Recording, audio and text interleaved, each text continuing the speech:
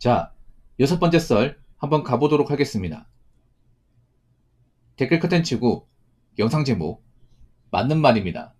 돈 빌릴 땐 전화할 시간대가 여유로웠던 사람이 빌린 데는 주말에도 시간이 안 날 정도로 바쁜 사람이 됩니다. 라는 영상에 달린 댓글입니다. 현대사회에서 뭐 조심해야 되는 것들이 엄청 많은데 그 중에 조심해야 되는 게 뭐냐면 바로 돈거래입니다. 돈거래. 쉽게 말해 돈을 빌려주는 거. 예. 요즘 같은 시대에서 돈을 빌려주면 사실상 못 받습니다. 그러니까 빌려주는 게 아니라 그냥 주는 게 돼버리는 거예요.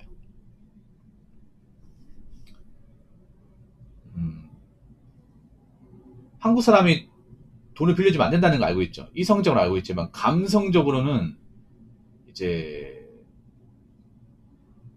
못하는 분들이 많아요. 이성은 안 된다는 거 알지만 감성적으로는 이제 예스가 되는 사람들이 많아. 보통 돈 부탁을 거절하기 힘들죠. 한국 사람들이 대체로 거절을 잘 못합니다. 특히나 익히 오래 알고 지낸 사람이 거절을 잘 못해. 뭐 친구나 지인, 뭐 가족이 어떤 부탁을 거절하지 못해. 한국 사람들이 좀 감성적이다 보니까. 근데 아무리 감성적이라 하더라도 돈 앞에서는 철저하게 이성적으로 보셔야 돼요. 이성적으로. 객관적으로 보셔야 돼요. 예. 요즘에 경기가 안 좋고 돈이 궁한 사람도 많다 보니까 예전보다 분명히 이런 돈거래 같은 게 많을 겁니다. 많아요. 그러니까 돈 부탁을 할 가능성이 많아요. 이 말인 즉슨 주변에 돈이 없고 여유가 없는 사람들이 많다는 얘기죠. 근데 내가 뭐 주변 사람들 관계를 생각해서 돈을 빌려주는 게 맞는 걸까? 저 사람이 오죽하면 나한테 왔을까? 이런 감성 좀 보지 마시고 이 사람이 지금 상태가 안 좋구나. 이런 걸 좀 객관적으로 보셔야 돼. 자, 보통 지인들한테 돈을 빌린다는 건 어떤 의미입니까? 그냥 내가 이 사람하고 관계가 깊으니까 나한테 연락이 왔을까? 이게 아니라 야, 이 사람이 정말 지금 사정이 정말 안 좋구나. 문제가 많았구나. 저 이렇게 얘기했으면 좋겠어. 지금 돈을 빌린 사람 대부분 문제가 많은 사람이에요. 문제가 없는 사람이에요. 문제가 많은 사람이에요. 여러분 상식적으로 접근합시다. 우리가 직장을 다녀서 돈을 번다면 누구한테 돈을 빌리면 안 돼요. 상식적으로. 여러분 한번 생각해 보세요. 보통 지인들한테 돈을 빌리는 사람이 직업이 있는 사람이에요? 없는 사람이에요? 다 직업이 있어요. 직업이 있다는 얘기 뭐예요? 매달 고정적으로 들어오는 소득이 있다는 얘기죠. 그럼 그 돈과 생계 유지가 가능해야 되잖아. 왜 나는 되는데 왜 그 사람은 안 되는 거야? 문제가 있다는 얘기죠, 여러분. 이게 상식 이해됩니까? 갑자기 나한테 전화 와서 뭐 돈 몇백 점 어떻게 안 되겠냐 하는데 가보니까 이 사람 돈 벌잖아. 백수 아닌데? 매달 받는 돈 있을 텐데 왜 나한테 돈을 빌리는 거지? 이런 합리적 의심을 할 수 있는 거잖아요. 그렇지 않습니까? 이 사람은 나나 둘 다 월급쟁이고 월급 차이도 얼마 안 나는데 왜 나한테 돈을 빌려? 나는 돈을 모으고 있는데. 그럼 이 사람이 돈을 빌린다는 얘기는 돈을 날려먹었다는 얘기죠. 뭔가 돈을 엉뚱하게 썼다는 얘기죠. 문제 있다는 얘기죠. 문제가 적당히 있는 게 아니라 많이 있다는 얘기죠. 객관적 문제 있는 사람이야. 지가 돈을 빌리는 것 자체가. 하자가 엄청 많은 사람이라고. 객관적으로. 그러니까 정상적 직장을 다니면 돈 빌릴 일이 없어야 돼. 딱 쓸 돈만 쓰고 돈을 모았다면 그 돈과 충분히 생계유지가 가능해야 됩니다. 근데 어떻게 하다가 직장생활 오래 했음에도 여러 사람들 돈을 빌리는 걸까? 그만큼 이 사람이 갈 때까지 갔다는 얘기죠. 상황이 많이 안 좋다는 얘기지. 그리고 보통은 그렇게 지인들한테 돈을 빌리는 사람들은 은행빚도 있고 카드빚도 있습니다. 돈 줘야 될 때가 많아요. 나 말고도. 가족한테 손 벌리고 여기저기 손 많이 벌려가지고 더 이상 벌릴 데가 없다 보니까 나한테 온 겁니다. 보통은 상식적으로 보통 돈이 없으면 은행 먼저 가고 은행에서 안 되면 이제 1근육과 안 되면 2근육과 가고 2근육과 안 되면 이제 카드로 갑니다. 카드로. 예. 신용카드 대출 두 가지가 있죠. 현금 서비스가 있고 카드는 있습니다. 현금 서비스는 1000만원, 1000만원 이하. 카드로는 이제 5천만원. 카드사마다 다른데 보통 3천에서 5천 최대 한도가. 예. 장기 사용 대출이 카드론, 단기 사용 대출이 현금 서비스. 카드로 했다는 건 그럼 신용카드 빚만 해도 한 4, 5천 된다는 얘기죠. 만약 카드 하나에 빌렸으면 4, 5천. 카드 두세 개에서 카드로 해서만 1억 플러스 알파라는 거지. 그래서 일반 서민이 빚이 1억 넘었다는 얘기는 보통 1금융권만 있는 게 아니라 1금융권 있고 2금융권 있고 카드는 있고 다 있다는 얘기예요. 다 있습니다. 이 사람은 갈 때까지 간 거야. 빚이 엄청 많아요. 그러니까 지인한 손을 벌릴 정도면 이미 빚이 너무 많아가지고 감당이 안 된 상태에 이른 거예요. 그럼 갚아야 될 때가 많잖아. 내 돈 갚겠냐고, 상식적으로.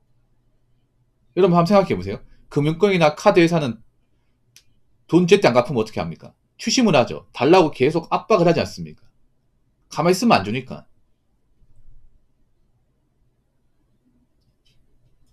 그렇지 않습니까? 가만히 있으면 안 주니까 이제 어떻게든 달라고 전화 넣고 문자 넣고 카톡 넣고 다 하죠, 여러분. 합법적으로 할 수 있는 거는. 근데 지네한테 돈 빌린 건 전화 안 받는 그만이잖아. 그렇지 않습니까? 무슨 개인 간의 어떤 동거래에 있어서는 뭐 법정 이자 있습니까? 없잖아, 여러분. 없지 않습니까? 그 전화 안 받는다고 해서 내가 뭐 압박을 받는 게 없잖아. 전화 안 받으면 그만이야. 안 받으면 그만이에요, 여러분. 그래서 더 떼먹기 쉬워. 그래서 이 사람 문제가 많은 사람이라는 걸 객관적으로 인지하셔야 돼요. 그럼 어떻게 해야겠습니까? 안 빌려줘야겠죠. 좀 심하게 말할까요? 이 사람과 앞으로의 관계를 끊을 각오하고 거절하셔야 돼요. 아무리 그동안 친하게 지내고 오랫동안 알고 지낸 사이라더라도 돈 부탁을 하잖아요. 아, 이 사람이 여태까지 문제가 많았구나. 난 이거 몰랐구나. 앞으로 볼 일 없겠네. 내가 당해서는 안 되지.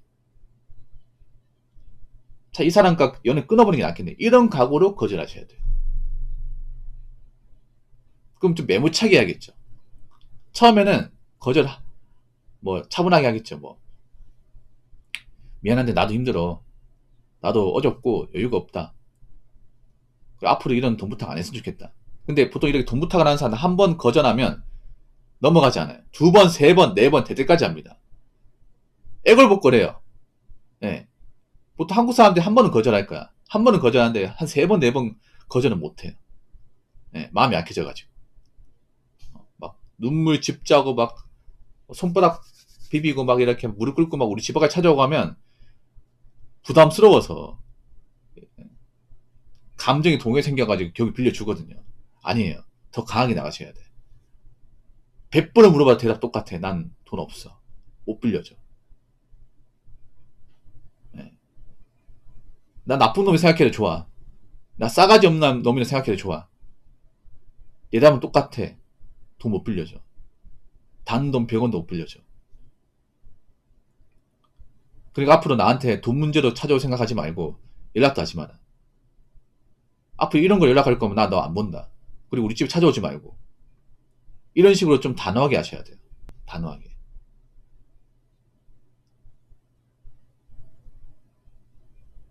정에 약해지지 말고.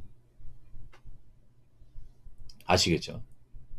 그러니까 보통 지인들한테 돈을 빌려온 케이스는 대부분 갈 때까지 간 사람이에요. 상태가 진짜 안 좋은 사람이에요.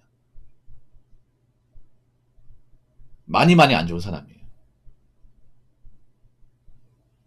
그러니까 정에 휩쓸리지 말고 단칼에 노라고 말할 줄 알아야 됩니다. 자, 댓글 한번 읽어보도록 하겠습니다. 다 맞는 말씀입니다. 제가 다 경험했던 이야기 같네요.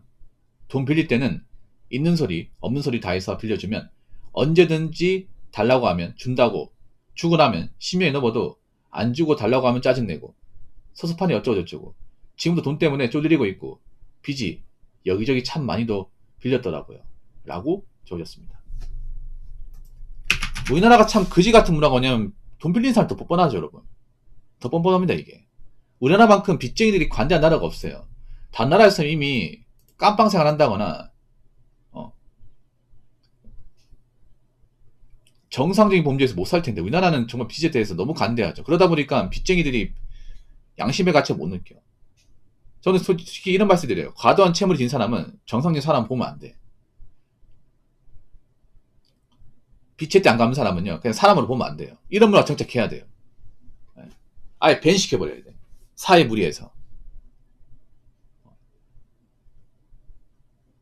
뭐 처자식 있고 이런 거 다 중요하지 않아. 그건 지사정이지. 우리나라는 너무 봐줘요. 비리는 사람들 맞잖아요. 특히 처자식이 있다고 하면 정말 봐줘. 뭐 책임져야 하는 가족이 있다고 하면. 그 개인의 생활 때 중요한 게 뭐냐면 부양 식구가 있냐 없냐 이거 정말 중요하거든요. 부양 식구가 있는 분들은 개인의 생활 좀 잘해줘요. 왜냐? 저 사람이 잘못되면 남은 가족도 같이 엎어지기 때문에. 이해는 하는데 보통 저렇게 돈 제때 안 감는 사람들 보면 처자식 있는 사람들 의외로 많아. 오히려 이러면 그거 아십니까? 세상 살다 보면 싱글보다 가정 있는 분들이 더 악마 같은 경우가 더 많아요. 이게 훨씬 더 많아. 직장 괴롭힘 같은 경우에도 결혼 안 한 사람보다 결혼하신 분들이 더 악마 같은 경우가 더 많아 이게. 그리고 돈 떼먹는 경우도 이상하게 결혼하신 분이 더 많아 이게. 돈 떼먹는 케이스가 보면. 뭐 책임지는 자식이 있으니까 어쩔 수가 없다 봐달라고. 물론 뭐 이해를 하는데 좀 너무한 거 아닌가 이게. 야 이게 사람이 할 소리인가? 돈 빌릴 때는 있는 소리 없는 소리 다 해서 빌려주면 언제든지 달라 하면 준다고 주고 언제든지 달라 하는데 여러분 보통 돈 빌리는 사람들 얘기하는 거 다 구라입니다. 구라. 거짓말이에요. 돈 빌리러 온 사람들 얘기하는 거 있잖아요. 무조건 내가 갚을게. 월급 들어오면 얼마 갚을게. 이거 다 뻥입니다. 뻥. 갚긴 뭘 갚아. 줄 데가 많으면서. 10명이 넘어도 안 주고 달라 하면 짜증내고 섭섭하니 어쩌고저쩌고. 왜냐하면 돈을 빌려주는 사람들 마음이 약하거든요. 마음이 약하니까 보통 돈 달라고 하면 저렇게 역성내면 이제 달라고 얘기 안 한다는 거 알기 때문에 저렇게 하는 거야. 쉽게 말해 갚을 생각이 없는 거지 이 사람은. 야 10년 넘어가도 이제 안 갚았으면 그만 달라고 하면 안 되겠니? 내 처지하잖아. 그냥 넘어가라 이런 거죠 이게. 근데 어떻게 넘어가요 여러분들 생돈. 나도 힘들게 돈 벌었는데 봐봐요. 지금도 돈 때문에 쪼들리고 있고 빚이 여기저기 참 많이 빌렸더라고요. 이러면 여러분 사람으로 보면 안 돼. 인간으로 보면 안 된다니까. 미안하지만 이렇게 막 빚도 오랫동안 안 갚고 있잖아요. 최면피로 나온 사람들 사람으로 보면 안 돼. 엮이면 안 돼 여러분. 친구고 뭐고 다 필요 없어 여러분. 내 주변에 이런 사람 있으면 난 그냥 안 보고 살 것 같아. 그냥 없는 사람 취급할 것 같아. 없는 사람. 네. 여러분 주변에 저런 사람도 있으면 아예 연을 끊어버리세요 그냥 완전히. 어차피 이런 사람과 엮여봐야 뭐 도움되는 거 하나도 없습니다. 그리고 한 가지 더 말씀드리면 돈 빌려가놓고 안 감사하면 잘 들으세요. 벌 받습니다. 벌 받아요. 우리나라가 좀 이 빚쟁이들 관대해서 자기들이 좀 이득 보는 것 같은데 이게 얼마나 갈지 모르겠지만 앞으로 빚쟁이 이미지는 정말 나빠질 겁니다. 앞으로 빚쟁이 되면 취업도 잘 안 되고 인간 무리에서 살아남지 못할 겁니다. 그러니까 빚이 있으면 갚으세요. 그리고 남 빌려준 거 떼먹지 마시고요. 아시겠죠? 자, 이상으로 6번째 썰 마치도록 하겠습니다.